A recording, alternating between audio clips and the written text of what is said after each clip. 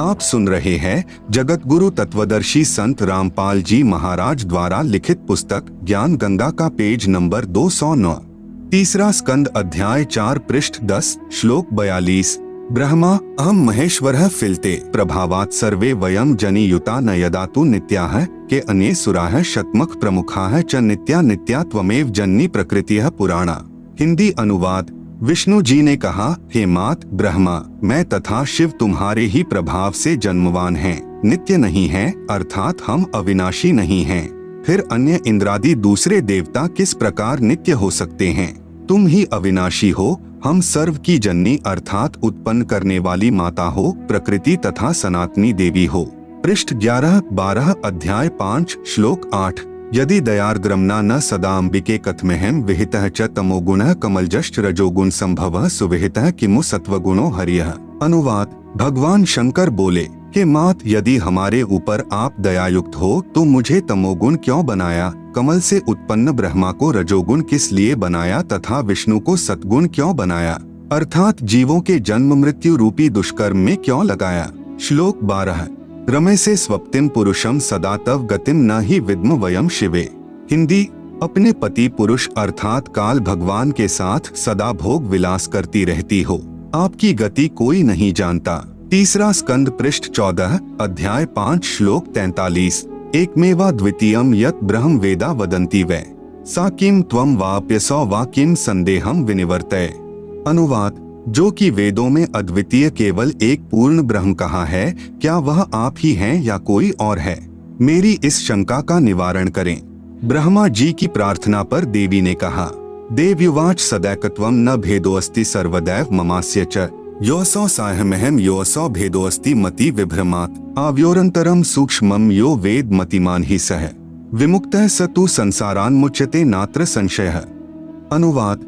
देवी ने कहा, यह है सो मैं हूँ, जो मैं हूँ सो यह है, मति के विभ्रम होने से भेद भासता है। हम दोनों का जो सूक्ष्म अंतर है, इसको जो जानता है वही मतिमान अर्थात तत्वदर्शी है, वह संसार से पृथक होकर मुक्त होता है, इसमें संदेह नहीं। सुमरणात् दर्शनम तुभ्यं दास्ये हम विस्मये स्थिते स्वर्तव्या हम सदा देवाः परमात्मा सनातनः उभयोः सुमरणादेव कार्य सिद्धिर संशयम। ब्रह्मोवाच इत्युक्त्वा विसर्जास्मान् त्वा शक्तियः सुसंस्कृतान् विष्णवेऽथ महालक्ष्मी महाकाली शिवाय च महासरस्वती मह्यम स्थानात् तस्माद् विसर्जिता। अनुवाद। संकट उपस्थित होने पर सुमरण से ही मैं तुमको दर्शन दूंगी। देवताओं परमात्मा सनातन देव की शक्ति रूप से मेरा सदा सुमरण करना, दोनों के स्मरण से अवश्य कार्य सिद्धि होगी। ब्रह्मा जी बोले, इस प्रकार संस्कार कर शक्ति देकर हमको विदा किया। आप सुन रहे हैं जगत गुरु तत्वदर्शी संत रामपाल जी महाराज द्वारा लिखित पुस्तक ज्ञान गंगा का पेज नंबर 210। विष्णु के निमित्त महालक्ष्मी, शिव के निमित्त महाकाली और हमको महासरस्वती देकर विदा किया। मम चैव शरीरम वै सूत्रमित्याभिधीते स्थूलम शरीरम वक्ष्यामि ब्रह्मणः परमात्मनः। अनुवाद। मेरा शरीर सूत्र रूप कहा जाता है, परमात्मा ब्रह्म का स्थूल शरीर कहाता है। उपरोक्त पुराण वाक्यों का सार स्पष्ट हुआ कि श्री ब्रह्मा जी रजगुण है, श्री विष्णु जी सतगुण है तथा श्री शिव जी तमगुण है। तीनों प्रभु नाशवान हैं तथा इनका जन्म मृत्यु होता है। दुर्गा को प्रकृति भी कहा जाता है। दुर्गा का पति ब्रह्म यानी शर पुरुष काल है। यह उसके साथ पति पत्नी व्यवहार यानी रमण विलास करती रहती है। दुर्गा तथा ब्रह्म दोनों स्थूल शरीर में आकार में हैं। यही प्रमाण गीता अध्याय 14 श्लोक 3 से 5 में है। गीता ज्ञान दाता ब्रह्म यानी शर पुरुष काल कह रहा है कि प्रकृति यानी दुर्गा तो मेरी पत्नी है। मैं इसकी योनि यानी गर्भाधान स्थान में बीज स्थापना करता हूँ, जिससे सर्व प्राणियों की उत्पत्ति होती है। मैं सर्व यानी 21 ब्रह्मांड के प्राणियों का पिता हूँ तथा प्रकृति यानी दुर्गा अष्टांगी सर्व की माता है। इसी दुर्गा यानी प्रकृति अष्टांगी से उत्पन्न तीनों गुण यानी रजगुण ब्रह्मा, सतगुण विष्णु तथा तमगुण शिव अन्य प्राणियों को कर्मों के बंधन में बांधते हैं। त्रिगुण माया यानी रजगुण ब्रह्मा जी, सतगुण विष्णु जी तथा तमगुण शिव जी जीव को मुक्त नहीं होने देते। पवित्र गीता जी के अध्याय 7 श्लोक 1 व 2 में ब्रह्म कह रहा है कि अर्जुन, अब तुझे वह ज्ञान सुनाऊंगा जिसके जानने के बाद और कुछ जानना बाकी नहीं रह जाता।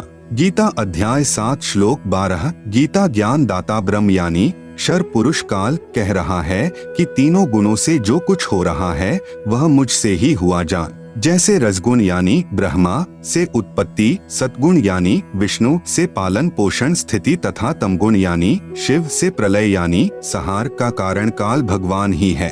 फिर कहा है कि मैं इनमें नहीं हूँ, क्योंकि काल बहुत दूर यानी 21वें ब्रह्मांड में निज लोक में रहता है परंतु मन रूप में मौज काल ही मनाता है तथा रिमोट से सर्व प्राणियों तथा ब्रह्मा जी, श्री विष्णु जी व श्री शिव जी को यंत्र की तरह चलाता है। गीता बोलने वाला ब्रह्म कह रहा है कि मेरे 21 ब्रह्मांडों के प्राणियों के लिए मेरी पूजा से ही शास्त्र अनुकूल साधना प्रारंभ होती है जो वेदों में वर्णित है। मेरे अंतर्गत जितने प्राणी हैं उनकी बुद्धि मेरे हाथ में है। मैं केवल 21 ब्रह्मांडों में ही मालिक हूँ। इसलिए गीता अध्याय 7 श्लोक 12 से 15 तक जो भी तीनों गुणों से यानी रजगुण ब्रह्मा से जीवों की उत्पत्ति, सतगुण विष्णु जी से स्थिति तथा तमगुण शिव जी से संहार जो कुछ भी हो रहा है उसका मुख्य कारण मैं यानी ब्रह्म काल की हूँ। क्योंकि काल को 1 लाख मानव शरीरधारी प्राणियों के शरीर को मारकर मैल को खाने का श्राप लगा है। आप सुन रहे हैं जगत गुरु तत्वदर्शी संत रामपाल जी महाराज द्वारा लिखित पुस्तक ज्ञान गंगा का पेज नंबर 211। जो साधक मेरी यानी ब्रह्म की साधना न करके त्रिगुणमयी माया यानी रजगुण ब्रह्मा जी, सतगुण विष्णु जी, तमगुण शिव जी की साधना करके क्षणिक लाभ प्राप्त करते हैं, जिससे ज्यादा कष्ट उठाते रहते हैं, साथ में संकेत किया है कि इनसे ज्यादा लाभ मैं यानी ब्रह्म काल दे सकता हूँ, परंतु ये मूर्ख साधक तत्व ज्ञान के अभाव से इन्हीं तीनों गुणों यानी रजगुण ब्रह्मा जी, सतगुण विष्णु जी, तमगुण शिव जी तक की साधना करते रहते हैं। इनकी बुद्धि इन्हीं तीनों प्रभुओं तक सीमित है, इसलिए ये राक्षस स्वभाव को धारण किए हुए मनुष्यों में नीच शास्त्र विरुद्ध साधना रूपी दुष्कर्म करने वाले मूर्ख मुझे यानी ब्रह्म को नहीं भजते। यही प्रमाण गीता अध्याय 16 श्लोक 4 से 20 व 23-24 तक अध्याय 17 श्लोक 2 से 14 तथा 19 व 20 में भी है। विचार करें, रावण ने भगवान शिव जी को मृत्युंजय, अजर अमर, सर्वेश्वर मानकर भक्ति की, 10 बार शीश काट कर समर्पित कर दिया, जिसके बदले में युद्ध के समय 10 शीश रावण को प्राप्त हुए, परंतु मुक्ति नहीं हुई, राक्षस कहलाया। यह दोष रावण के गुरुदेव का है, जिस नादान यानी नीम हकीम ने वेदों को ठीक से न समझकर अपनी सोच से तमोगुण युक्त भगवान शिव को ही पूर्ण परमात्मा बताया तथा भोली आत्मा रावण ने झूठे गुरुदेव पर विश्वास करके जीवन व अपने कुल का नाश किया। नंबर 1, एक भस्मागिरी नाम का साधक था, जिसने शिव जी यानी तमोगुण को ही इष्ट मानकर शीर्षासन यानी ऊपर को पैर नीचे को शीश करके 12 वर्ष तक साधना की। भगवान शिव को वचनबद्ध करके भस्म कंडा ले लिया, भगवान शिव जी को ही मारने लगा। उद्देश्य यह था कि भस्म कंडा प्राप्त करके भगवान शिव जी को मारकर पार्वती जी को पत्नी बनाऊंगा। भगवान श्री शिव जी डर के मारे भाग गए। फिर श्री विष्णु जी ने उस भस्मासुर को गंड हाथ नाच नचाकर उसी भस्म कंडे से भस्म किया। वह शिव जी यानी तमोगुण का साधक राक्षस कहलाया। हिरण्यकशिपु ने भगवान ब्रह्मा जी यानी रजोगुण की साधना की तथा राक्षस कहलाया। नंबर 2, एक समय आज यानी सन 2006 से लगभग 335 वर्ष पूर्व हरिद्वार में हर की पैड़ियों पर यानी शास्त्र विधि रहित साधना करने वालों के कुंभ पर्व की परबी का संयोग हुआ। वहां पर सर्व यानी त्रिगुण उपासक महात्मा जन स्नानार्थ पहुँचे। गिरी, पुरी, नाथ, नागा आदि भगवान श्री शिव जी यानी तमोगुण के उपासक तथा वैष्णव भगवान श्री विष्णु जी यानी सतोगुण के उपासक हैं। प्रथम स्नान करने के कारण नागा तथा वैष्णव साधुओं में घोर युद्ध हो गया। लगभग 25,000 त्रिगुण उपासक मृत्यु को प्राप्त हुए। जो व्यक्ति जरा सी बात पर नरसंहार यानी कत्ले आम कर देता है वह साधु है या राक्षस, स्वयं विचार करें। आम व्यक्ति भी कहीं स्नान कर रहे हों और कोई व्यक्ति आकर कहे कि मुझे भी कुछ स्थान स्नान के लिए देने की कृपा करें, शिष्टाचार के नाते कहते हैं कि आओ आप भी स्नान कर लो। इधर उधर होकर आने वाले को स्थान दे देते हैं। आप सुन रहे हैं जगत गुरु तत्वदर्शी संत रामपाल जी महाराज द्वारा लिखित पुस्तक ज्ञान गंगा का पेज नंबर 212। इसलिए पवित्र गीता जी अध्याय 7 श्लोक 12 से 15 में कहा है कि जिनका मेरी त्रिगुणमयी माया यानी रजगुण ब्रह्मा जी, सतगुण विष्णु जी, तमगुण शिव जी की पूजा के द्वारा ज्ञान हरा जा चुका है, वे केवल मान बढ़ाई के भूखे राक्षस स्वभाव को धारण किए हुए मनुष्यों में नीच अर्थात आम व्यक्ति से भी पतित स्वभाव वाले दुष्कर्म करने वाले मूर्ख मेरी भक्ति भी नहीं करते। गीता अध्याय 7 श्लोक 16 से 18 तक पवित्र गीता जी के बोलने वाला यानी ब्रह्म प्रभु कह रहा है कि मेरी भक्ति यानी ब्रह्म साधना भी 4 प्रकार के साधक करते हैं। एक तो अर्थार्थी यानी धन लाभ चाहने वाले जो वेद मंत्रों से ही जंत्र मंत्र हवन आदि करते रहते हैं। दूसरे आर्त यानी संकट निवारण के लिए वेदों के मंत्रों का जंत्र मंत्र हवन आदि करते रहते हैं।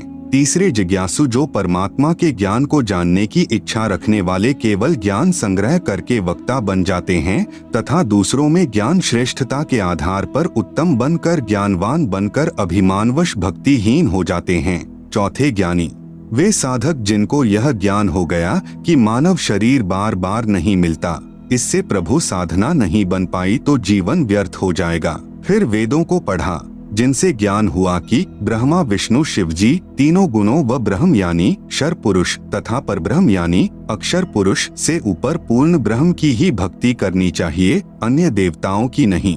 उन ज्ञानी उदार आत्माओं को मैं अच्छा लगता हूँ तथा मुझे वे इसलिए अच्छे लगते हैं कि वे तीनों गुणों यानी रजगुण ब्रह्मा, सतगुण विष्णु, तमगुण शिव जी से ऊपर उठकर मेरी यानी ब्रह्म साधना तो करने लगे जो अन्य देवताओं से अच्छी है, परंतु वेदों में ओम नाम जो केवल ब्रह्म की साधना का मंत्र है उसी को वेद पढ़ने वाले विद्वानों ने अपने आप ही विचार विमर्श करके पूर्ण ब्रह्म का मंत्र जानकर वर्षों तक साधना करते रहे। प्रभु प्राप्ति हुई नहीं, अन्य सिद्धियां प्राप्त हो गई, क्योंकि पवित्र गीता अध्याय 4 श्लोक 34 तथा पवित्र यजुर्वेद अध्याय 40 मंत्र 10 में वर्णित तत्वदर्शी संत नहीं मिला जो पूर्ण ब्रह्म की साधना 3 मंत्र से बताता है। इसलिए ज्ञानी भी ब्रह्म यानी काल साधना करके जन्म मृत्यु के चक्र में ही रह गए।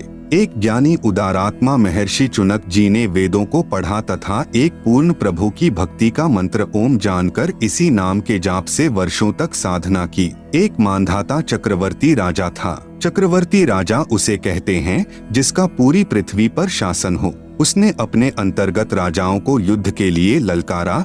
एक घोड़े के गले में पत्र बांधकर सारे राज्य में घुमाया। शर्त थी कि जिसने राजा मानधाता की गुलामी यानी अधीनता स्वीकार न हो उसे युद्ध करना पड़ेगा। वह इस घोड़े को पकड़कर बांध ले। किसी ने घोड़ा नहीं पकड़ा। महर्षि चुनक जी को इस बात का पता चला कि राजा बहुत अभिमानी हो गया है। कहा कि मैं इस राजा के युद्ध को स्वीकार करता हूँ। युद्ध शुरू हुआ। मानधाता राजा के पास 72 करोड़ सेना थी। उसके 4 भाग करके एक भाग यानी 18 करोड़ सेना से महर्षि चुनक पर आक्रमण कर दिया। दूसरी ओर महर्षि चुनक जी ने अपनी साधना की कमाई से 4 पुतलियां यानी बम बनाई तथा राजा की 4 भाग सेना का विनाश कर दिया। आप सुन रहे हैं जगत गुरु तत्वदर्शी संत रामपाल जी महाराज द्वारा लिखित पुस्तक ज्ञान गंगा का पेज नंबर 213। विशेष श्री ब्रह्मा जी, श्री विष्णु जी, श्री शिव जी तथा ब्रह्म व परब्रह्म की भक्ति से पाप तथा पुण्य दोनों का फल भोगना पड़ता है। पुण्य स्वर्ग में तथा पाप नरक में व 84 लाख प्राणियों के शरीर में नाना यातनाएं भोगनी पड़ती हैं। जैसे ज्ञानी आत्मा श्री चुनक जी ने जो ओम नाम के जाप की कमाई की उससे कुछ तो सिद्धि शक्ति यानी 4 पुतलियां बनाकर में समाप्त कर दिया, जिससे महर्षि कहलाया। कुछ साधना फल को महास्वर्ग में भोग कर फिर नरक में जाएगा तथा फिर 84 लाख प्राणियों के शरीर धारण करके कष्ट पर कष्ट सहन करेगा। जो 72 करोड़ प्राणियों यानी सैनिकों का सहार वचन से किया था उसका भोग भी भोगना होगा। चाहे कोई हथियार से हत्या करे, चाहे वचन रूपी तलवार से, दोनों को समान दंड प्रभु देता है। जब उस महर्षि चुनक जी का जीव कुत्ते के शरीर में होगा, उसके सिर में जख्म होगा। उसमें कीड़े बनकर उन सैनिकों के जीव अपना प्रतिशोध लेंगे। कभी टांग टूटेगी, कभी पिछले पैरों से अधरंग होकर केवल अगले पैरों से घिसड़कर चलेगा तथा गर्मी सर्दी का कष्ट असहनीय पीड़ा नाना प्रकार से भोगनी ही पड़ेगी। इसलिए पवित्र गीता जी बोलने वाला ब्रह्म यानी काल गीता अध्याय 7 श्लोक 18 में स्वयं कह रहा है कि ये सर्वज्ञानी आत्माएं हैं तो उदार यानी नेक परंतु पूर्ण परमात्मा की 3 मंत्र की वास्तविक साधना बताने वाला तत्वदर्शी संत न मिलने के कारण ये सब मेरी ही अनुत्तमाम यानी अति अश्रेष्ठ मुक्ति यानी गति की आस में ही आश्रित रहे, अर्थात मेरी साधना भी अश्रेष्ठ है। इसलिए पवित्र गीता जी अध्याय 18 श्लोक 62 में कहा है कि हे अर्जुन, तू सर्व भाव से उस पूर्ण परमात्मा की शरण में चला जा, जिसकी कृपा से ही तू परम शांति तथा सनातन परम धाम यानी सतलोक को प्राप्त होगा। पवित्र गीता जी को श्री कृष्ण जी के शरीर में प्रेतवत प्रवेश करके ब्रह्म यानी काल ने बोला। फिर कई वर्षों उपरांत पवित्र गीता जी तथा पवित्र चारों वेदों को महर्षि व्यास जी के शरीर में प्रेतवत प्रवेश करके स्वयं ब्रह्म यानी शर पुरुष द्वारा लिपिबद्ध भी स्वयं ही किए हैं। इनमें परमात्मा कैसा है, कैसे उसकी भक्ति करनी है तथा क्या उपलब्धि होगी, ज्ञान तो पूर्ण वर्णन है, परंतु पूजा की विधि केवल ब्रह्म यानी शर पुरुष अर्थात ज्योति निरंजन काल तक की ही है।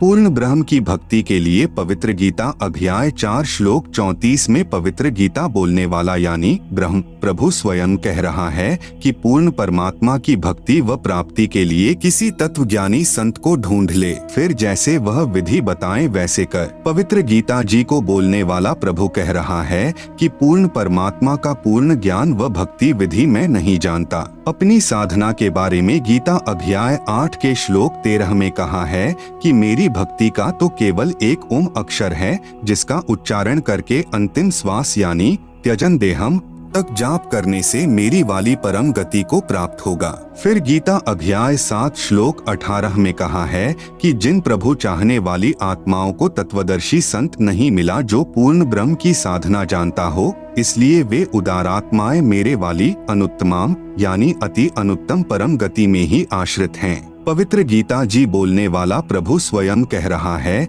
कि मेरी साधना से होने वाली गति अर्थात मुक्ति भी अति अश्रेष्ठ है।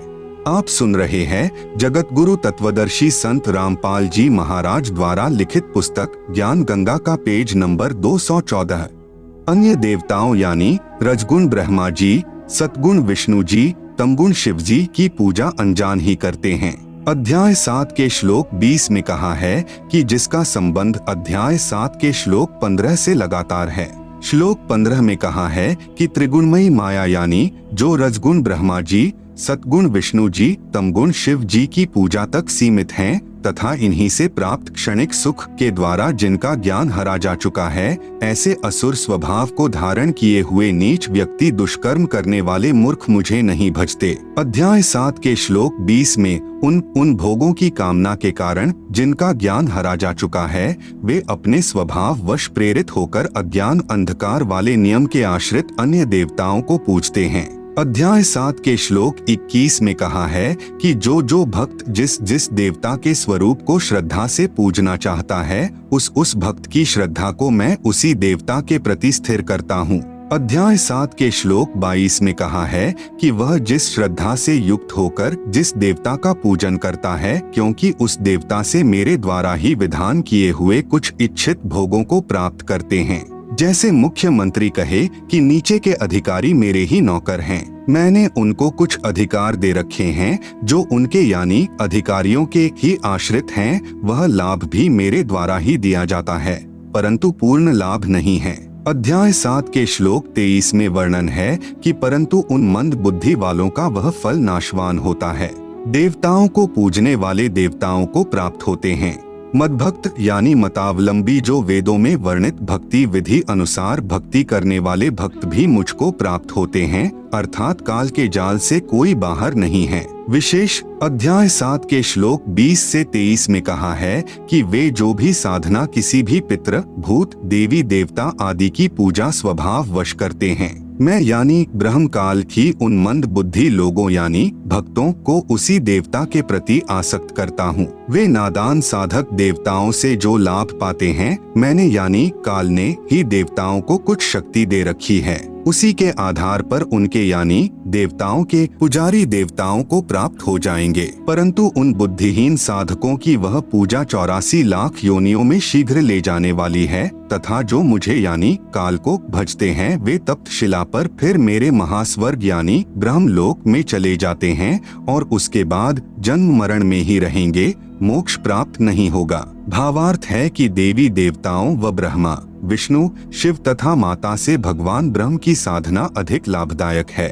भले ही महास्वर्ग में गए साधक का स्वर्ग समय 1 महाकल्प तक भी हो सकता है, परंतु महास्वर्ग में शुभ कर्मों का सुख भोग कर फिर नरक तथा अन्य प्राणियों के शरीर में भी कष्ट बना रहेगा। पूर्ण मोक्ष नहीं अर्थात काल जाल से मुक्ति नहीं। आप सुन रहे हैं जगत गुरु तत्वदर्शी संत रामपाल जी महाराज द्वारा लिखित पुस्तक ज्ञान गंगा का पेज नंबर 215। अन्य प्रमाण पवित्र गीता व पवित्र वेदों में अन्य देवताओं की पूजा तथा पितर पूजा यानी श्राद्ध निकालना तथा भूत पूजा यानी अस्थियां उठाना अर्थात फूल उठाना, पिंड भरवाना, मंडियों की पूजा करना मना किया है। पवित्र चारों वेदों अनुसार साधना का परिणाम केवल स्वर्ग महास्वर्ग प्राप्ति मुक्ति नहीं। पवित्र गीता अध्याय 9 के श्लोक 20-21 में कहा है कि जो मनोकामना यानी सकाम सिद्धि के लिए मेरी पूजा तीनों वेदों में वर्णित साधना शास्त्र अनुकूल करते हैं, वे अपने कर्मों के आधार पर महास्वर्ग में आनंद मनाकर फिर जन्म मरण में आ जाते हैं। अर्थात यज्ञ चाहे शास्त्र अनुकूल भी हो, उनका एकमात्र लाभ सांसारिक भोग स्वर्ग और फिर नरक व 84 लाख योनियां ही हैं। जब तक तीनों मंत्र यानी ओम तथा तत् व सत सांकेतिक पूर्ण संत से प्राप्त नहीं होते। अध्याय 9 के श्लोक 22 में कहा है कि जो निष्काम भाव से मेरी शास्त्रानुकूल पूजा करते हैं, उनकी पूजा की साधना की रक्षा में स्वयं करता हूँ, मुक्ति नहीं। शास्त्र विधि विरुद्ध साधना पतन का कारण। पवित्र गीता अध्याय 9 के श्लोक 23-24 में कहा है कि जो व्यक्ति अन्य देवताओं को पूजते हैं, वे भी मेरी यानी काल जाल में रहने वाली पूजा ही कर रहे हैं, परंतु उनकी यह पूजा अविधि पूर्वक है अर्थात शास्त्र विरुद्ध है। भावार्थ है कि अन्य देवताओं को नहीं पूजना चाहिए, क्योंकि संपूर्ण यज्ञों का भोक्ता व स्वामी मैं ही हूँ। वे भक्त मुझे अच्छी तरह नहीं जानते, इसलिए पतन को प्राप्त होते हैं, नरक व 84 लाख जूनियों का कष्ट। जैसे गीता अध्याय 3 श्लोक 14-15 में कहा है कि सर्व यज्ञों में प्रतिष्ठित अर्थात सम्मानित जिसको यज्ञ समर्पण की जाती है, वह परमात्मा सर्वगतम ब्रह्म यानी पूर्ण ब्रह्म है। वही कर्माधार बनाकर सर्व प्राणियों को प्रदान करता है, परंतु पूर्ण संत न मिलने तक सर्व यज्ञों का भोग यानी आनंद काल मन रूप में ही भोगता है। इसलिए कह रहा है कि मैं सर्व यज्ञों का भोक्ता व स्वामी हूँ। श्राद्ध निकालने यानी पितर पूजने वाले पितर बनेंगे, मुक्ति नहीं। गीता अध्याय 9 के श्लोक 25 में कहा है कि देवताओं को पूजने वाले देवताओं को प्राप्त होते हैं, पितरों को पूजने वाले पितरों को प्राप्त होते हैं, भूतों को पूजने यानी पिंड दान करने वाले भूतों को प्राप्त होते हैं अर्थात भूत बन जाते हैं। शास्त्रानुकूल यानी पवित्र वेदों व गीता अनुसार पूजा करने वाले मुझको ही प्राप्त होते हैं अर्थात काल द्वारा निर्मित स्वर्ग व महास्वर्ग आदि में कुछ ज्यादा समय मौज कर लेते हैं। आप सुन रहे हैं जगत गुरु तत्वदर्शी संत रामपाल जी महाराज द्वारा लिखित पुस्तक ज्ञान गंगा का पेज नंबर 216। विशेष जैसे कोई तहसीलदार की नौकरी यानी सेवा पूजा करता है तो वह तहसीलदार नहीं बन सकता। हाँ, उससे प्राप्त धन से रोजी रोटी चलेगी अर्थात उसके अधीन ही रहेगा। ठीक इसी प्रकार जो जिस देव यानी श्री ब्रह्मा देव, श्री विष्णु देव तथा श्री शिव देव अर्थात त्रिदेव की पूजा यानी नौकरी करता है तो उन्हीं से मिलने वाला लाभ ही प्राप्त करता है। त्रिगुणमयी माया अर्थात तीनों गुण यानी रजगुण ब्रह्मा जी, सतगुण विष्णु जी, तमगुण शिव जी की पूजा का निषेध पवित्र गीता अध्याय 7 श्लोक 12 से 15 तथा 20 से 23 तक में भी है। इसी प्रकार कोई पितरों की पूजा यानी नौकरी सेवा करता है तो पितरों के पास छोटा पितर बनकर उन्हीं के पास कष्ट उठाएगा। इसी प्रकार कोई भूतों यानी प्रेतों की पूजा यानी सेवा करता है तो भूत बनेगा, क्योंकि सारा जीवन जिसमें आसक्ति बनी है अंत में उन्हीं में मन फंसा रहता है, जिस कारण से उन्हीं के पास चला जाता है।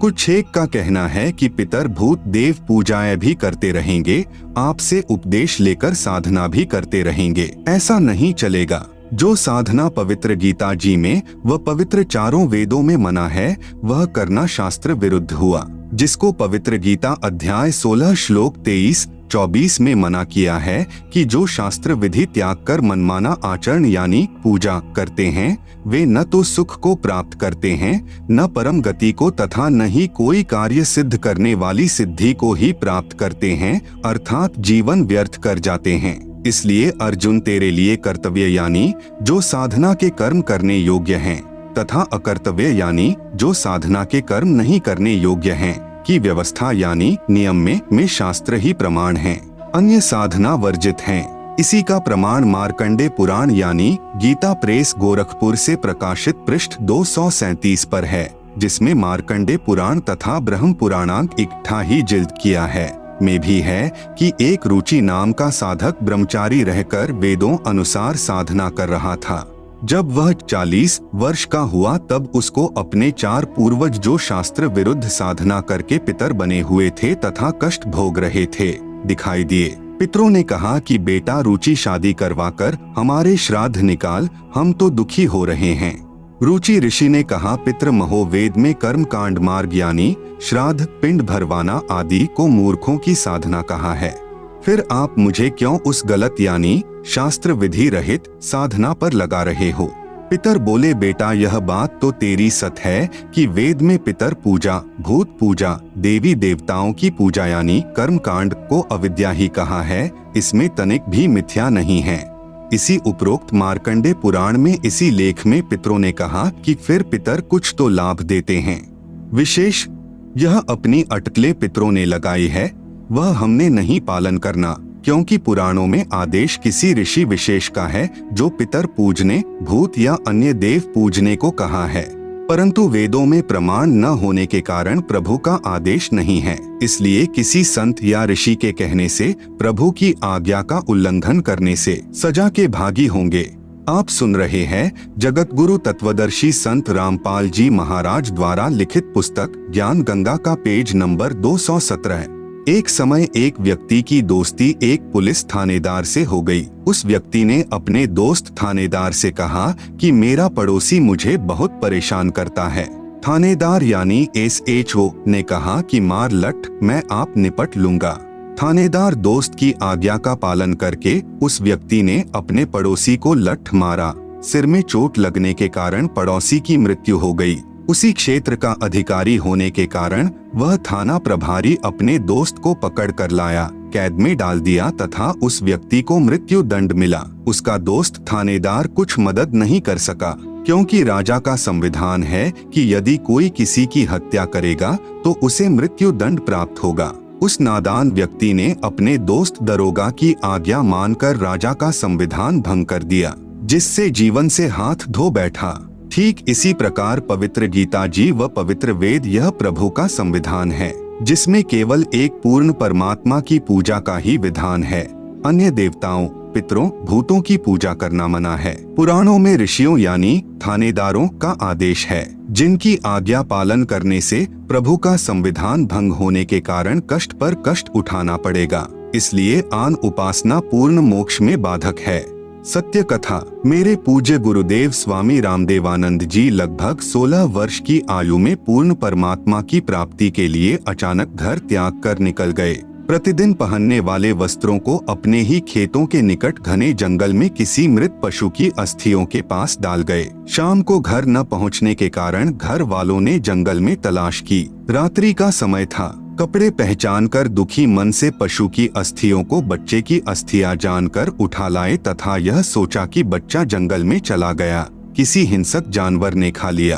अंतिम संस्कार कर दिया। सर्व क्रियाएं की, 13वीं बरसी आदि की तथा श्राद्ध भी निकालते रहे। लगभग 104 वर्ष की आयु प्राप्त होने के उपरांत स्वामी जी अचानक अपने गांव बड़ा पैंतावास जिला भिवानी तहसील चरखी दादरी हरियाणा में पहुंच गए। स्वामी जी का बचपन का नाम श्री हरिद्वारी जी था तथा पवित्र ब्राह्मण कुल में जन्म था। मुझ दास को पता चला तो मैं भी दर्शनार्थ पहुंच गया। स्वामी जी की भाभी जी जो लगभग 92 वर्ष की आयु की थी। मैंने उस वृद्धा से पूछा कि हमारे गुरुजी के घर त्याग जाने के उपरांत क्या महसूस किया। उस वृद्धा ने बताया कि मेरा विवाह हुआ तब मुझे बताया गया कि इनका एक भाई हरिद्वारी था जो किसी हिंसक जानवर ने जंगल में खा लिया था। उसके श्राद्ध निकाले जा रहे हैं। मुझे भी इनके श्राद्ध निकालने को कहा गया। वृद्धा ने बताया कि 70 श्राद्ध तो मैं अपने हाथों निकाल चुकी हूँ। जब कभी फसल अच्छी नहीं होती या कोई घर का सदस्य बीमार हो जाता तो अपने पुरोहित यानी गुरुजी से कारण पूछते तो वह कहा करता कि हरिद्वारी पितर बना है, वह तुम्हें दुखी कर रहा है। आप सुन रहे हैं जगत गुरु तत्वदर्शी संत रामपाल जी महाराज द्वारा लिखित पुस्तक ज्ञान गंगा का पेज नंबर 218। श्राद्धों के निकालने में कोई अशुद्धि रही है। अब की बार सर्व क्रिया मैं स्वयं अपने हाथों से करूंगा। पहले मुझे समय नहीं मिला था क्योंकि एक ही दिन में कई जगह श्राद्ध क्रियाएं करने जाना पड़ा, इसलिए बच्चे को भेजा था। तब तक कुछ भेंट चढ़ाओ ताकि उसे शांत किया जाए। तब उसे 21 या 51 जो भी कहता था डरते भेंट करते थे। फिर श्राद्धों के समय गुरुजी स्वयं श्राद्ध करते थे। तब मैंने कहा माता जी अब तो छोड़ दो इस गीता जी विरुद्ध साधना को, नहीं तो आप भी प्रेत बनोगी। गीता अध्याय 9 श्लोक 25 सुनाया। तब वह वृद्धा कहने लगी गीता मैं भी पढ़ती हूँ। दास ने कहा आपने पढ़ा है, समझा नहीं, आगे से तो बंद कर दो इस नादान साधना को। वृद्धा ने उत्तर दिया न भाई, कैसे छोड़ दें श्राद्ध निकालना, यह तो सदियों पुरानी लाक यानी परंपरा है। यह दोष भोली आत्माओं का नहीं है, यह दोष मूर्ख गुरुओं यानी नीम हकीमों का है, जिन्होंने अपने पवित्र शास्त्रों को समझे बिना मनमाना आचरण यानी पूजा का मार्ग बता दिया, जिस कारण न तो कोई कार्य सिद्ध होता है, न परम गति तथा न कोई सुख ही प्राप्त होता है। प्रमाण पवित्र गीता अध्याय 16 श्लोक 23-24। अब दास की प्रार्थना है कि शिक्षित वर्ग अवश्य ध्यान दे तथा शास्त्र विधि अनुसार साधना करके पूर्ण परमात्मा के सनातन परमधाम यानी शाश्वतम स्थानम अर्थात सतलोक को प्राप्त करें, जिससे पूर्ण मोक्ष तथा परम शांति प्राप्त होती है। गीता अध्याय 18 श्लोक 62। इसके लिए तत्वदर्शी संत की तलाश करो।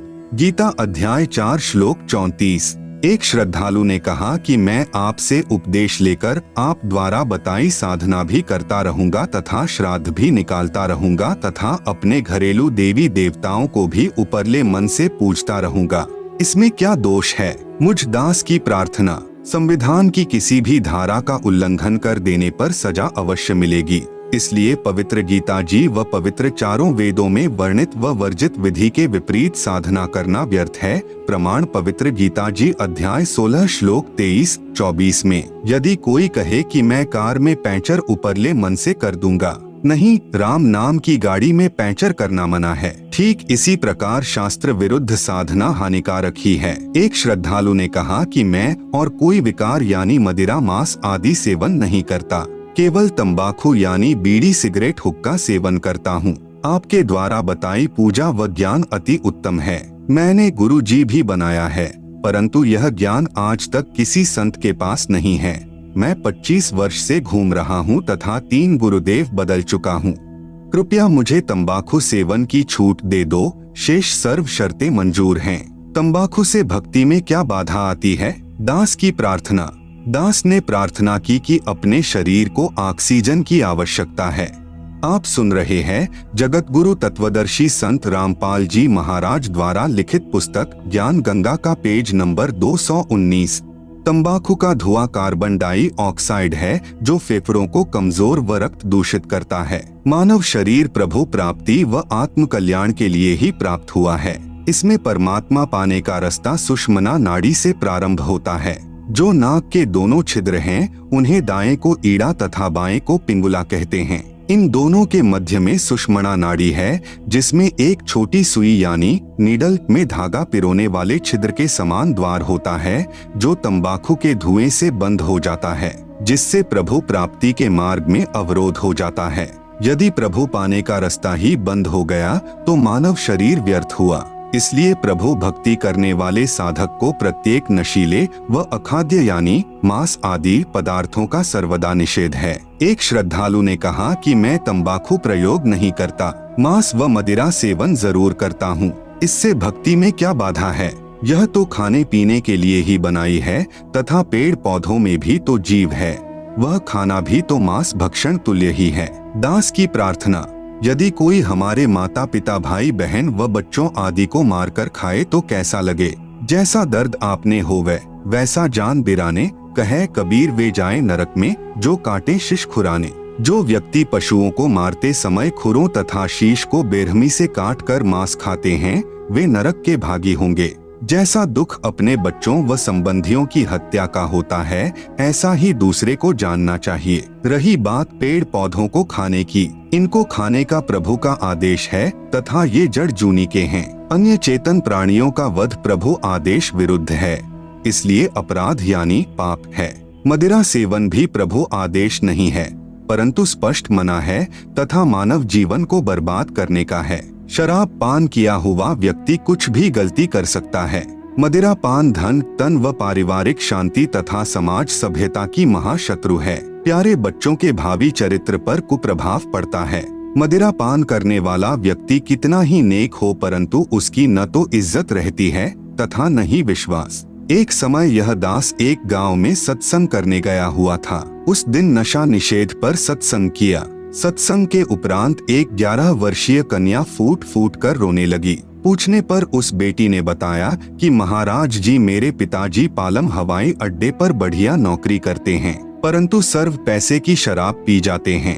मेरी मम्मी के मना करने पर इतना पीटते हैं कि शरीर पर नीले दाग बन जाते हैं। एक दिन मेरे पापा जी मेरी मम्मी को पीटने लगे। मैं अपनी मम्मी के ऊपर गिरकर बचाव करने लगी तो मुझे भी पीटा। मेरा होंठ सूज गया। 10 दिन में ठीक हुआ। मेरी मम्मी जी हमें छोड़कर मेरे मामा जी के घर चली गई। 6 महीने में मेरी दादी जी जाकर लाई। तब तक हम अपनी दादी जी के पास रहे। पापा जी ने दवाई भी नहीं दिलाई। सुबह शीघ्र ही उठकर नौकरी पर चला गया। शाम को शराब पीकर आता। हम 3 बहनें हैं, 2 मेरे से छोटी हैं। अब जब पापा जी शाम को आते हैं तो हम तीनों बहनें चारपाई के नीचे छुप जाती हैं। आप सुन रहे हैं जगत गुरु तत्वदर्शी संत रामपाल जी महाराज द्वारा लिखित पुस्तक ज्ञान गंगा का पेज नंबर 220। विचार करो पुण्यात्माओं, जिन बच्चों को पिताजी ने सीने से लगाना चाहिए था तथा बच्चे पिताजी के घर आने की राह देखते हैं कि पापा जी घर आएंगे, फल लाएंगे। आज इस मानव समाज की दुश्मन शराब ने क्या घर घाल दिए। शराबी व्यक्ति अपनी तो हानि करता है, साथ में बहुत व्यक्तियों की आत्मा दुखाने का भी पाप सिर पर रखता है। जैसे पत्नी के दुख में उसके माता पिता बहन भाई दुखी, फिर स्वयं के माता पिता भाई बहन दादा दादी आदि परेशान। एक शराबी व्यक्ति आसपास के भद्र व्यक्तियों की अशांति का कारण बनता है, क्योंकि घर में झगड़ा करता है। पत्नी व बच्चों की चिल्लाहट सुनकर पड़ोसी बीच बचाव करें तो शराबी गले पड़ जाएं, नहीं करें तो नेक व्यक्तियों को नींद नहीं आए। इस दास से उपदेश लेने के उपरांत प्रतिदिन शराब पीने वाले लगभग 1 लाख व्यक्तियों ने सर्व नशीले पदार्थ व मांस भक्षण पूर्ण रूप से त्याग दिया है तथा जिस समय शाम को शराब प्रेतनी का नृत्य होता था, अब वे पुण्यात्माएं अपने बच्चों सहित बैठकर संध्या आरती करते हैं। हरियाणा प्रदेश व निकटवर्ती प्रांतों में लगभग 10,000 गांवों व शहरों में आज भी प्रत्येक में 4-5 चैंपियन यानी 1 नंबर के शराबी उदाहरण हैं, जो सर्व विकारों से रहित होकर अपना मानव जीवन सफल कर रहे हैं। कुछ कहते हैं कि हम इतनी नहीं पीते खाते, बस कभी ले लेते हैं। जहर तो थोड़ा ही बुरा है जो भक्ति व मुक्ति में बाधक है। मान लीजिए 2 किलोग्राम घी का हलवा बनाया यानी सतभक्ति की, फिर 250 ग्राम बालूरेत यानी तंबाकू, मांस, मदिरा सेवन व आन उपासना कर ली, भी डाल दिया। वह तो किया कराया व्यर्थ हुआ। इसलिए पूर्ण परमात्मा यानी परम अक्षर ब्रह्म की पूजा पूर्ण संत से प्राप्त करके आजीवन मर्यादा में रहकर करते रहने से ही पूर्ण मोक्ष लाभ होता है। तत्वज्ञान प्राप्ति के पश्चात ही भक्ति प्रारंभ होती है। अध्याय 9 के श्लोक 26, 27, 28 का भाव है कि जो भी आध्यात्मिक या सांसारिक काम करें, सब मेरे मतानुसार वेदों में वर्णित पूजा विधि अनुसार ही कर्म करें। वह उपासक मुझ यानी काल से ही लाभान्वित होता है। इसी का वर्णन इसी अध्याय के श्लोक 20-21 में किया है। अध्याय 9 के श्लोक 29 में भगवान कहते हैं कि मुझे किसी से द्वेष या प्यार नहीं है, परंतु तुरंत ही कह रहे हैं कि जो मुझे प्रेम से भजते हैं वे मुझे प्यारे हैं तथा मैं उनको प्रिय हूँ, अर्थात मैं उनमें और वे मेरे में हैं। राग व द्वेष का प्रत्यक्ष प्रमाण है। जैसे प्रहलाद विष्णु जी के आश्रित थे तथा हिरण्याकशिपु द्वेष करता था, तब नरसिंह रूप धार कर भगवान ने अपने प्यारे भक्त की रक्षा की तथा राक्षस हिरण्याकशिपु की आंतें निकालकर समाप्त किया। प्रहलाद से प्रेम तथा हिरण्याकशिपु से द्वेष प्रत्यक्ष सिद्ध है। आप सुन रहे हैं जगत गुरु तत्वदर्शी संत रामपाल जी महाराज द्वारा लिखित पुस्तक ज्ञान गंगा का पेज नंबर 221। इसीलिए पवित्र श्रीमद् भगवद गीता अध्याय 2 श्लोक 53 में कहा है कि तत्व ज्ञान हो जाने पर नाना प्रकार के भ्रमित करने वाले वचनों से विचलित हुई तेरी बुद्धि एक पूर्ण परमात्मा में दृढ़ता से स्थिर हो जाएगी। तब तू योगी बनेगा, अर्थात तब तेरी अनन्य मन से निःसंशय होकर एक पूर्ण प्रभु की भक्ति प्रारंभ होगी। पवित्र गीता अध्याय 2 श्लोक 46 में कहा है कि जैसे बहुत बड़े जलाशय यानी जिसका जल 10 वर्ष तक वर्षा न हो तो भी समाप्त न हो के प्राप्त हो जाने के पश्चात छोटा जलाशय यानी जिसका जल 1 वर्ष तक वर्षा न हो तो समाप्त हो जाता है, में जितना प्रयोजन रह जाता है, इसी प्रकार पूर्ण परमात्मा यानी परम अक्षर पुरुष के गुणों का ज्ञान तत्व ज्ञान द्वारा हो जाने पर आपकी आस्था अन्य ज्ञानों में तथा अन्य भगवानों यानी अन्य देवताओं में जैसे ब्रह्मा विष्णु शिव में तथा अक्षर पुरुष अर्थात ब्रह्म में तथा अक्षर पुरुष अर्थात परब्रह्म में उतनी ही रह जाती है। जैसे छोटा जलाशय बुरा नहीं लगता परंतु उसकी क्षमता यानी औकात का पता लग जाता है कि यह काम चलाओ सहारा है जो जीवन के लिए पर्याप्त नहीं है, तथा बहुत बड़ा जलाशय प्राप्त होने पर पता चल जाता है कि यदि अकाल गिरेगा तो भी समस्या नहीं आएगी तथा तुरंत छोटे जलाशय को त्याग कर बड़े जलाशय पर आश्रित हो जाएगा। इसी प्रकार तत्वदर्शी संत से पूर्ण परमात्मा के तत्व ज्ञान के द्वारा पूर्ण ब्रह्म की महिमा से परिचित हो जाने के पश्चात साधक पूर्ण रूप से यानी अनन्य मन से उस पूर्ण परमात्मा यानी परमेश्वर पर सर्व भाव से आश्रित हो जाता है। गीता अध्याय 18 श्लोक 62 में कहा है कि हे अर्जुन तू सर्व भाव से उस परमेश्वर की शरण में जा, उस परमात्मा की कृपा से ही परम शांति को प्राप्त होगा तथा शाश्वत स्थान अर्थात सनातन परम धाम अर्थात कभी न नष्ट होने वाले सतलोक को प्राप्त होगा। गीता अध्याय 18 श्लोक 63 में कहा है कि मैंने तेरे से यह रहस्यमय अति गोपनीय यानी गीता का ज्ञान कह दिया, अब जैसे तेरा मन चाहे वैसा कर। क्योंकि यह गीता के अंतिम अध्याय 18 के अंतिम श्लोक चल रहे हैं, इसलिए कहा है गीता ज्ञान दाता ब्रह्म का इष्ट यानी पूज्य देव पूर्ण ब्रह्म है।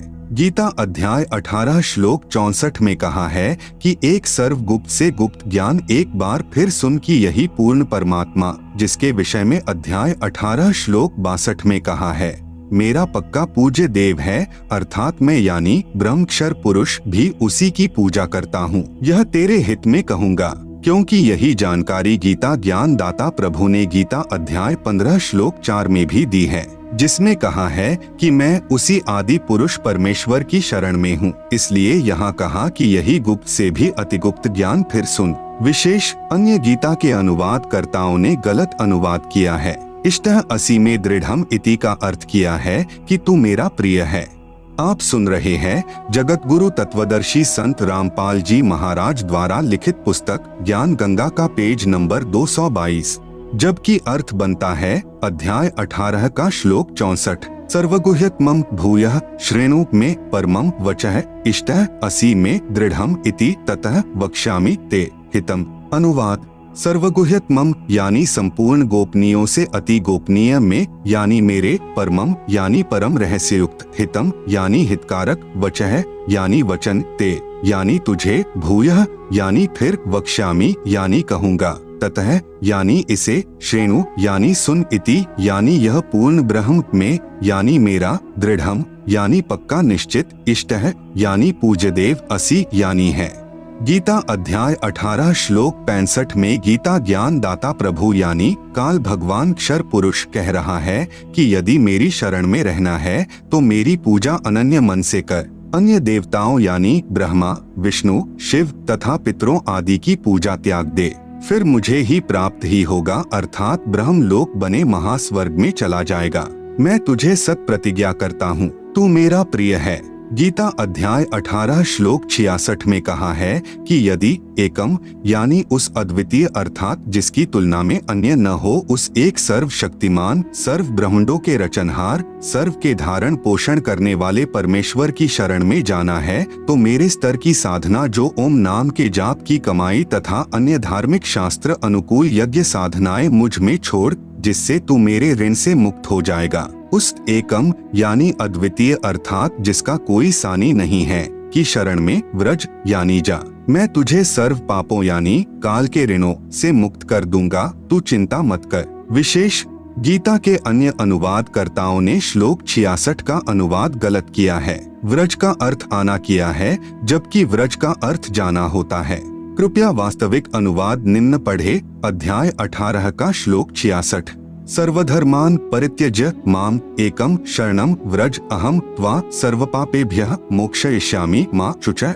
अनुवाद: माम यानी मेरी, सर्वधर्मान यानी संपूर्ण पूजाओं को, परित्यज्य यानी त्याग कर तू केवल, एकम यानी एक उस पूर्ण परमात्मा की, शरणम यानी शरण में, व्रज यानी जा, अहम यानी मैं, त्वा यानी तुझे, सर्वपापेभ्यः यानी संपूर्ण पापों से, मोक्षयिष्यामि यानी छुड़वा दूंगा तू, माँ शुचः यानी शोक मत कर। ब्रह्म का साधक ब्रह्म को तथा पूर्ण ब्रह्म का साधक पूर्ण ब्रह्म को ही प्राप्त होता है। गीता अध्याय 8 श्लोक 5 से 10 व 13 तथा गीता अध्याय 17 श्लोक 23 में निर्णायक ज्ञान है। गीता अध्याय 8 श्लोक 13 में कहा है कि मुझ ब्रह्म की साधना का तो केवल एक ओम अक्षर है जो उच्चारण करके जाप करने का है। जो साधक अंतिम श्वास तक जाप करता है वह मेरी परम गति को प्राप्त करता है। अपनी परम गति को गीता ज्ञान दाता प्रभु ने अध्याय 7 श्लोक 18 में अति अनुत्तम अर्थात अति घटिया कहा है।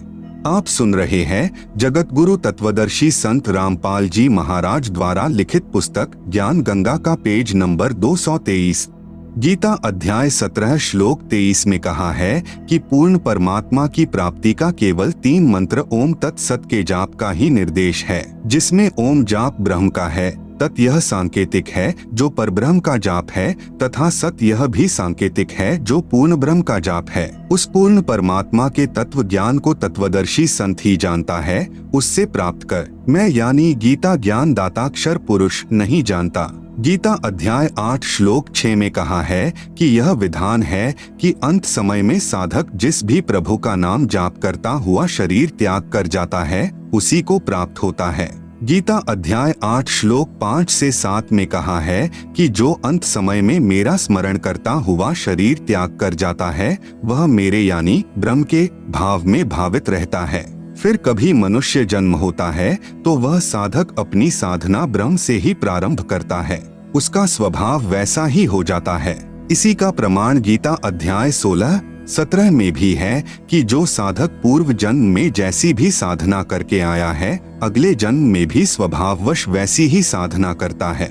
गीता अध्याय 8 श्लोक 7 में कहा है कि सब समय में मेरा स्मरण कर तथा युद्ध भी कर निसंदेह मुझको ही प्राप्त होगा। गीता अध्याय 8 श्लोक 8 से 10 तक में स्पष्ट किया है कि जो साधक अनन्य मन से परमेश्वर के नाम का जाप करता है वह सदा उसी को स्मरण करने वाला परम दिव्यम पुरुष यानी उस परम दिव्य पुरुष अर्थात परमेश्वर यानी पूर्ण ब्रह्म को प्राप्त होता है। अध्याय 8 श्लोक 8 जो साधक अनादि सर्व के नियंता सूक्ष्म से अति सूक्ष्म सबके धारण पोषण करने वाले सूर्य की तरह स्वप्रकाशित अर्थात तेजोमय शरीर युक्त अज्ञान रूप अंधकार से परे कविम यानी कबीरदेव सच्चिदानंद घन परमेश्वर का स्मरण करता है। अध्याय 8 श्लोक 9 वह भक्ति युक्त साधक 3 मंत्र के जाप की साधना की शक्ति यानी नाम जाप की कमाई से अंत समय में शरीर त्याग कर जाते समय त्रिकुटी पर पहुंचकर अभ्यास वश सार नाम का स्मरण करता हुआ उस दिव्य रूप अर्थात तेजोमय अर्थात साकार परम पुरुष यानी परमेश्वर को ही प्राप्त होता है। अध्याय 8 श्लोक 10। ब्रह्म यानी क्षर पुरुष की साधना अनुत्तम यानी घटिया है। गीता अध्याय 2 श्लोक 12 तथा अध्याय 4 श्लोक 5 तथा अध्याय 7 श्लोक 18 में कहा है कि मैं यानी गीता ज्ञानदाता नाशवान हूँ। जन्म मृत्यु मेरी तथा तेरी सदा होती रहेगी। केवल किया हुआ कर्म ही प्राप्त होगा, मोक्ष नहीं होता। मेरी साधना करने वाले भले ही उद्धार साधक हैं, परंतु वे भी मेरी अति घटिया यानी अनुत्तम साधना में ही व्यस्त हैं। इसलिए गीता अध्याय 18 श्लोक 62, 64, 66 में कहा है कि उस परमेश्वर की शरण में जा तथा मेरा पूज्य देव भी वही है। आप सुन रहे हैं जगत गुरु तत्वदर्शी संत रामपाल जी महाराज द्वारा लिखित पुस्तक ज्ञान गंगा का पेज नंबर 224। प्रार्थना। उपरोक्त 3 मंत्र की साधना मुझ दासों के भी दास यानी रामपाल दास के पास उपलब्ध है, जो स्वयं पूर्ण परमात्मा कबीरदेव ने अपनी आत्माओं पर रहम यानी दया करके प्रदान की है। क्योंकि अब बिचली यानी मध्य वाली पीढ़ी चल रही है, क्योंकि कलयुग के प्रारंभ में अपने पूर्वज अशिक्षित थे। उस समय परमेश्वर के तत्व ज्ञान को नकली संतों, गुरुओं, महंतों तथा आचार्यों ने ऊपर नहीं आने दिया तथा कलयुग के अंत में सर्व व्यक्ति भक्तिहीन तथा महाविकारी हो जाएंगे। अब यह वर्तमान का समय 20वीं सदी से शिक्षित समाज प्रारंभ हुआ है। यह बिचली यानी मध्य वाली पीढ़ी अर्थात मनुष्य वंश चल रहा है। वास्तविक ज्ञान अपने सद्ग्रंथों में विद्यमान है, जिसे नकली संत, गुरु, आचार्य तथा महंत नहीं समझ सके, जिस कारण से सर्व भक्त समाज शास्त्र विरुद्ध ज्ञान के आधार से दंत कथाओं यानी लोकवेद पर आधारित होकर शास्त्र विधि त्याग कर मनमाना आचरण यानी पूजा करके अनमोल मानव जीवन व्यर्थ कर रहा है। शास्त्र विधि अनुसार साधना। नंबर 1, प्रथम चरण में ब्रह्म गायत्री मंत्र दिया जाता है, जो कमलों को खोलने का है। उपदेश प्राप्त करने वाला भक्तात्मा यह सोचेगा कि गुरु जी कह तो रहे थे कि तीनों गुणों यानी रजगुण ब्रह्मा, सतगुण विष्णु, तमगुण शिव की पूजा नहीं करनी है। मंत्र जाप उन्हीं के दिए हैं, उनके लिए निवेदन है कि यह पूजा नहीं है। हम काल के लोक में रह रहे हैं, यहाँ हमें जिस सुविधा की चाह होगी वह ब्रह्मा, विष्णु, शिव आदि ही प्रदान करेंगे। जैसे हमने बिजली का कनेक्शन यानी लाभ ले रखा है, उसका बिल यानी खर्चा भरना है। हम बिजली वाले मंत्री की या विभाग की पूजा नहीं कर रहे, हम उनका बिल भरेंगे तो बिजली का लाभ मिलता रहेगा। इसी प्रकार टेलीफोन यानी दूरभाष का बिल व पानी का बिल आदि अदा करते रहेंगे तो हमें सुविधाएं मिलती रहेंगी। आप शास्त्र विरुद्ध साधना करके भक्तिहीन हो गए हो, अर्थात आप पुण्यहीन हो गए हो, जिस कारण से आपको धन लाभ आदि नहीं हो रहा। यह दास यानी रामपाल दास आपका गारंटर यानी जिम्मेदार बनकर इस काल लोक की एक ब्रह्मांड की शक्तियों यानी ब्रह्मा, विष्णु, शिव, गणेश, माता आदि से आपको सर्व सुविधाएं पुनः प्रारंभ करवाएगा तथा आपने इस मंत्र के जाप से इनका बिल भरते रहना है। जो मंत्र प्रथम यानी सत्सुकृत अविगत कबीर है, यह आपकी पूजा है। यह पूर्ण परमात्मा है तथा सतम लाभ यानी फल प्राप्त होगा। सतम का अर्थ अविनाशी अर्थात हमें अविनाशी पद प्राप्त करना है। इस मंत्र के 4 महीने के बाद आपको सतनाम यानी सच्चा नाम और मिलेगा, जो 2 मंत्र का होगा। उसका एक मंत्र काल के 21 ब्रह्मांड का ऋण उतारने का है। उसकी कमाई करके हमने ब्रह्म यानी क्षर पुरुष अर्थात काल का ऋण उतारना है। फिर यह काल हमें सर्व पापों से मुक्त कर देगा। आप सुन रहे हैं जगत गुरु तत्वदर्शी संत रामपाल जी महाराज द्वारा लिखित पुस्तक ज्ञान गंगा का पेज नंबर 225। गीता अध्याय नंबर 18 के श्लोक नंबर 62 से 66 में वर्णन है। अध्याय नंबर 18 का श्लोक नंबर 62। तम एव शरणम गच्छ सर्वभावेन भारत तत्प्रसादात् पराम शांतिम स्थानम प्राप्स्यसि शाश्वतम।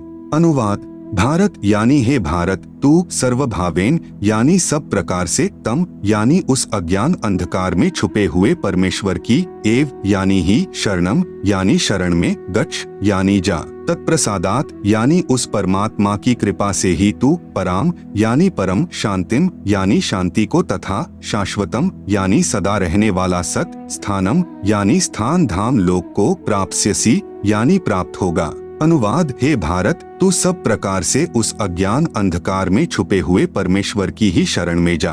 उस परमात्मा की कृपा से ही तू परम शांति को तथा सदा रहने वाला सत स्थान धाम लोक को प्राप्त होगा। अध्याय नंबर 18 का श्लोक नंबर 66। सर्वधर्मान परित्यज्य माम एकम शरणम व्रज अहम त्वा सर्वपापेभ्यः मोक्षयिष्यामि मा शुचः। अनुवाद, माम यानी मेरी, सर्वधर्मान यानी संपूर्ण पूजाओं को, परित्यज्य यानी त्याग कर तू केवल, एकम यानी एक उस पूर्ण परमात्मा की, शरणम यानी शरण में, व्रज यानी जा, अहम यानी मैं, त्वा यानी तुझे, सर्वपापेभ्यः यानी संपूर्ण पापों से, मोक्षयिष्यामि यानी छुड़वा दूंगा तू, मां शुचः यानी शोक मत कर। अनुवाद, मेरी संपूर्ण पूजाओं को त्याग कर तू केवल एक उस पूर्ण परमात्मा की शरण में जा, मैं तुझे संपूर्ण पापों से छुड़वा दूंगा, तू शोक मत कर। उपरोक्त श्लोकों का भावार्थ है कि काल यानी ब्रह्म अर्थात क्षर पुरुष कह रहा है कि अर्जुन तू मेरी शरण में रहना चाहता है तो जन्म तथा मृत्यु बनी रहेगी। यदि परम शांति तथा सतलोक जाना चाहता है तो उस पूर्ण परमात्मा की शरण में चला जा। उसके लिए मेरी सर्व धार्मिक पूजाएं अर्थात सतनाम के प्रथम मंत्र के जाप की कमाई मुझ में छोड़कर फिर सर्वभाव से उस एक यानी सर्वशक्तिमान अर्थात जिसके बराबर दूसरा न हो उस अद्वितीय परमेश्वर की शरण में चला जा, फिर मैं तुझे सर्व पापों यानी ऋणों से मुक्त कर दूंगा। तू चिंता मत कर तथा सतनाम के दूसरे मंत्र की कमाई हम परब्रह्म अर्थात अक्षर पुरुष को छोड़ देंगे, क्योंकि हमने अक्षर पुरुष के लोक से होकर सतलोक जाना है, उसका किराया देना है। फिर तीसरा मंत्र सत शब्द अर्थात सारनाम मिलेगा जो सतलोक में स्थायित्व प्राप्त कराएगा। यदि कोई व्यक्ति विदेश गया हो, वहाँ उस पर सरकार का ऋण हो, फिर वापस स्वदेश आना चाहेगा तो उसे पहले उस देश के ऋण से मुक्ति लेनी होगी। फिर नो ड्यू सर्टिफिकेट यानी ऋण मुक्त प्रमाण पत्र प्राप्त करना होगा, तब उसका वापस आने का पासपोर्ट बनेगा, नहीं तो उसे वापस नहीं आने दिया जाएगा। इसी प्रकार आप इस काल के लोक में शास्त्र विरुद्ध साधना करके भक्तिहीन होकर ऋणी हो गए हो, पहले आपको साहूकार बनाया जाएगा। उसके लिए कबीरदेव यानी कबीर साहेब या कबीर साहेब ने मुझ दास यानी संत रामपाल दास को अपना प्रतिनिधि यानी रिप्रेजेंटेटिव बनाकर भेजा है। उस परमेश्वर की तरफ से यह दास आपका गारंटर यानी जिम्मेवार बनेगा तथा ब्रह्मा, विष्णु, शिव आदि शक्तियों से आपके पुनः कनेक्शन यानी संपर्क का लाभ को प्रारंभ करवाएगा। आप सुन रहे हैं जगत गुरु तत्वदर्शी संत रामपाल जी महाराज द्वारा लिखित पुस्तक ज्ञान गंगा का पेज नंबर 226, जो आपने इनके मंत्र की कमाई करके किश्तों में बिल भरना है। जब तक आप यहाँ से मुक्त नहीं होते तब तक आपको सर्व भौतिक सुविधाएं जोर शोर से मिलती रहेंगी तथा आप पुण्यदान आदि करके अधिक भक्ति धनी बन सकोगे। दूसरे शब्दों में जैसे हमारे शरीर में कमल बने हैं, जब हम शरीर त्याग कर परमात्मा के पास जाएंगे तो हमें इन कमलों में से होकर जाना है। जैसे नंबर 1 मूल कमल में गणेश जी, नंबर 2 स्वाद कमल में सावित्री ब्रह्मा जी, नंबर 3 नाभि कमल में लक्ष्मी तथा विष्णु जी, नंबर 4 हृदय कमल में पार्वती और शिव जी, नंबर 5 कंठ कमल में दुर्गा यानी अष्टंगी है। इन कमलों से हम तब ही जा सकेंगे जब हम इनका ऋण अदा कर देंगे। प्रथम उपदेश से आपके सर्व कमल खिल जाएंगे अर्थात आप ऋण मुक्त हो जाओगे। जब आप अंत समय में शरीर छोड़कर चलोगे तो आपका रास्ता साफ मिलेगा अर्थात आपके सर्व ऋण मुक्त प्रमाण पत्र तैयार मिलेगा। परंतु हमने पूजा अपने मूल मालिक कबीरदेव यानी कबीर साहेब की करनी है। जैसे पतिव्रता पत्नी पूजा तो अपने पति की करती है, परंतु यथोचित आदर सबका करती है। जैसे देवर को पुत्रवत तथा जेठ को बड़े भाई की तरह तथा सास व ससुर को माता पिता की तरह, परंतु जो भाव अपने पति में होता है वह अन्य में नहीं हो सकता। ठीक इसी प्रकार कबीर परमेश्वर के भक्त को अपनी भक्ति सफल करनी है, इसलिए किसी अनजान के बहकावे में मत आना। पूर्ण विश्वास के साथ इस दास के द्वारा बताए भक्ति मार्ग पर लगे रहना। यह भक्ति सर्व शास्त्रों के आधार पर है। नंबर 2 दूसरे चरण में सतनाम प्रदान किया जाता है, जो 2 मंत्र का है। एक ओम, दूसरा तत् जो सांकेतिक है, केवल साधक को ही बताया जाता है। नंबर 3 तीसरे चरण में सार नाम दिया जाता है, जो 3 मंत्र का है। ओम तत् सत यानी तत् सत सांकेतिक हैं, जो साधक को ही बताए जाएंगे। इस प्रकार सार नाम यानी जो 3 मंत्र का बन जाएगा, के स्मरण अभ्यास से साधक परम दिव्य पुरुष अर्थात परमेश्वर कबीरदेव को प्राप्त होगा तथा सतलोक में परम शांति अर्थात पूर्ण मोक्ष को प्राप्त हो जाएगा। विशेष वर्तमान में यह वास्तविक साधना मुझ दास के अतिरिक्त किसी के पास नहीं है। यदि कोई मुझ दास से चुराकर स्वयं गुरु बनकर नकली शिष्य बना रहा हो तो उस मनुष्य जीवन के दुश्मन से सावधान रहें। वह अनधिकारी होने के कारण अपना जीवन भी नष्ट कर रहा है तथा नादान अनुयायियों को भी नरक का भागी बना रहा है। उसे काल का भेजा दूत जाने। शंका समाधान। नंबर 1, प्रश्न उपरोक्त गीता सार से तो सिद्ध होता है कि ब्रह्मा जी, विष्णु जी तथा शिव जी की पूजा व्यर्थ है, परंतु मैं तो 30 वर्ष से श्री शिव जी की पूजा कर रहा हूँ तथा भगवान श्री कृष्ण जी मेरे बहुत प्रिय हैं। मैं इन प्रभुओं को नहीं छोड़ सकता।